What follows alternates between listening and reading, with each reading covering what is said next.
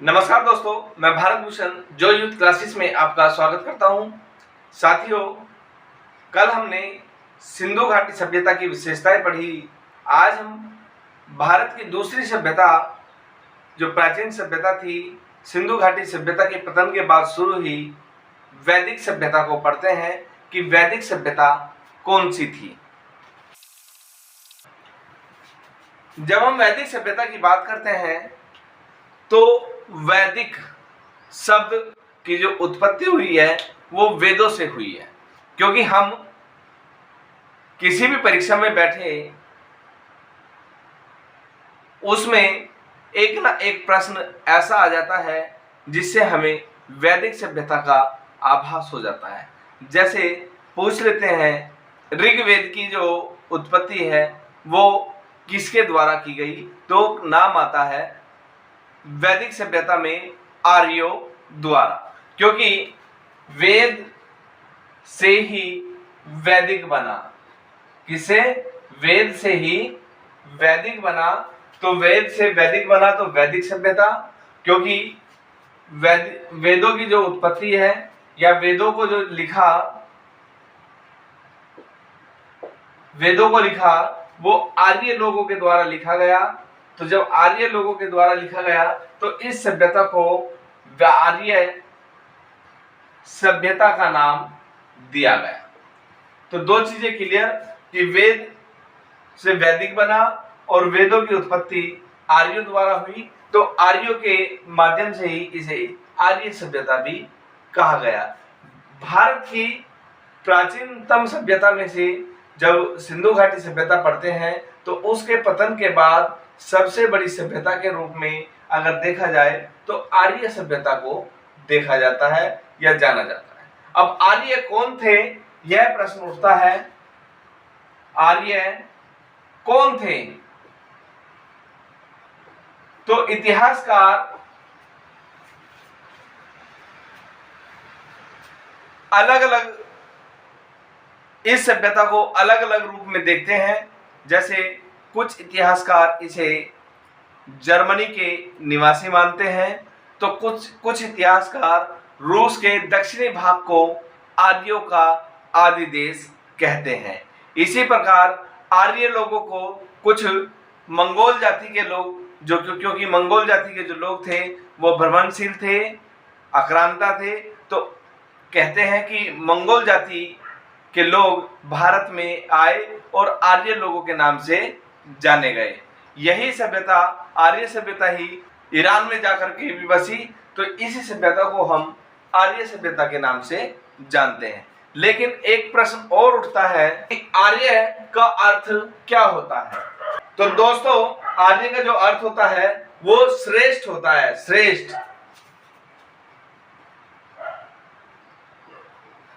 जब श्रेष्ठ इसका शब्द हुआ तो इससे ही आभास हो जाता है कि जब सिंधु घाटी सभ्यता अपने पतन पर थी तो इस श्रेष्ठ जाति ने भारत पर आक्रमण किया होगा और भारत की धरती पर आकर के इन्होंने अपना निवास स्थान बनाया होगा। तो यही आर्य लोग भारत में एक शासन व्यवस्था चलाने के काबिल हुए, क्योंकि आर्य लोगों को श्रेष्ठ कहा गया।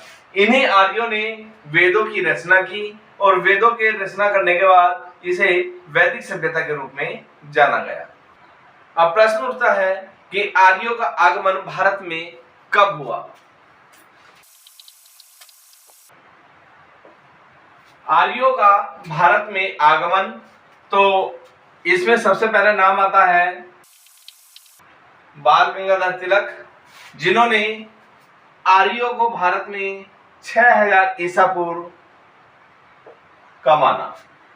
सबसे पहला कथन जो है बाल गंगाधर तिलक का कि आर्यों की जो उत्पत्ति भारत में हुई वो 6000 ईसा पूर्व में हो चुकी थी। दूसरा, विंटरमिट्ज के आधार पर इनका समय लगभग 8000 ईसा पूर्व का से 3000 ईसा पूर्व तक माना जाता है। उसके बाद तीसरा जो इतिहासकार है मैक्स मूलर ने इनका समय 2000 ईसा पूर्व से 1000 ईसा पूर्व माना। लेकिन यहां भी इतिहासकार नहीं रुके। उसके बाद अन्य इतिहासकारों ने, जो सबसे ज्यादा प्रसिद्ध इतिहासकार रहे, तो इतिहासकारों ने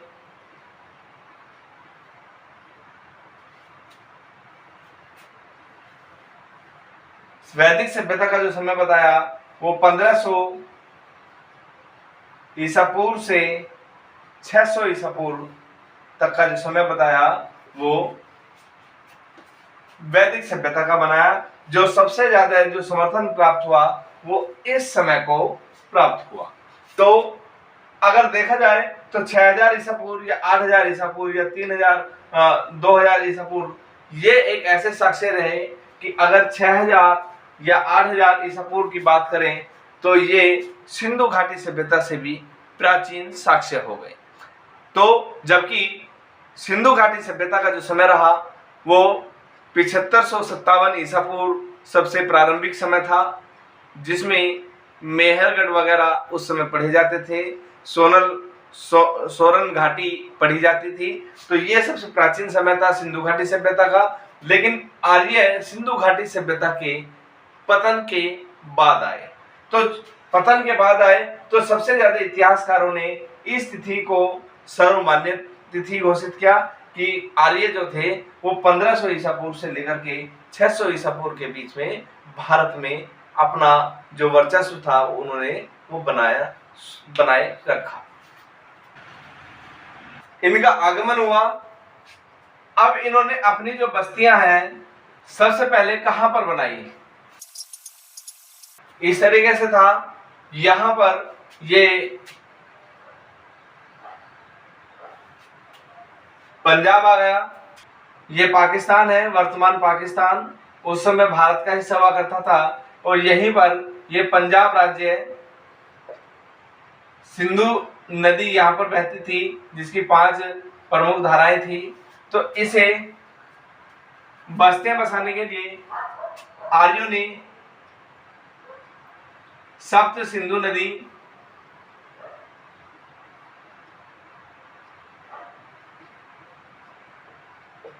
सप्त माने 7 नदियां, तो 7 नदियां थी यहां पर। तो यहीं पर आकर के सबसे पहले आर्य बसे, जो पंजाब प्रांत पड़ता था। तो पंजाब में बसे पहले। यहां से आगे जब ये बढ़ते हैं तो गंगा का दोआब आ जाता है, गंगा का मैदान आ जाता है, और यहां के बाद जब गंगा के मैदान में आए तो यहां से ये दक्षिण भारत गए होंगे। तो पूरे भारत पर इन्होंने अपना शासन स्थापित किया, जिसके कारण पूरे भारत को आर्य व्रत नाम दिया गया। तो ये आर्यव्रत नाम जो आया वो इसलिए आया क्योंकि पहले पंजाब में बसे, पंजाब से गंगा के मैदान में आए, और गंगा के मैदान से दक्षिण भारत या पूर्वी भारत में ये लोग गए, आर्य लोग गए। तो जिसमें ये आर्यव्रत की पूरे व्रत को आर्यव्रत का नाम दिया गया। इसी को हम उस समय जम्बूद्वीप का नाम भी दिया गया, क्योंकि जम्बूद्वीप एक पहाड़ी का नाम था, और तो जम्बूद्वीप की तलहटी में ही भारत का निवासी स्थान था, भारत बसता था। तो यहीं पर ये आर्यव्रत कहलाए। जब ये आर्यव्रत कहलाए तो इन्होंने वेदों की रचना की, 4 वेद, जिसे हम ऋग्वेद, सामवेद, यजुर्वेद और अथर्ववेद, इन 4 वेदों की रचना आर्यों के द्वारा की गई। और इनका जो शासन था वो राजा के हाथों में था। राजतंत्रीय शासन इस समय शुरू हो गया था, और राजा को जो दिशा निर्देश था वो दो परिषदें, सभा और समिति,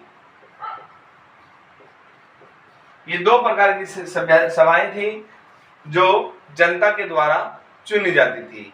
ये परिषदें थी राजा की, दोनों सभा और समिति। इसके आधार पर ही पूरे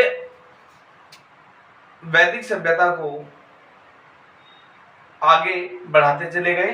तो ये भारत की प्राचीन सभ्यता थी। वैदिक काल में शासन व्यवस्था की सबसे छोटी इकाई को ग्राम कहा जाता था। ग्राम, जिसकी देखभाल के लिए इसका एक मुखिया होता था। मुखिया को ग्रामीणी कहा जाता था। इस ग्रामीणी को ही कई गांव मिलकर के, जब कई गांव मिल जाते थे तो ये ग्रामीणी ही 20 बन जाता था। कई गांव मिलकर के 20 बन जाते थे और कई 20 मिलकर के जन का विकास करते थे। जन, तो इस प्रकार सबसे छोटी इकाई ग्रामीणी, उससे बड़ी 20 और सबसे बड़ी इकाई को जो है जन कहा जाता था। जन, यहीं पर जो जन को राजा के रूप में भी देखते थे कि ये राजा था और राजा अपनी सेना का संचालन खुद करता था।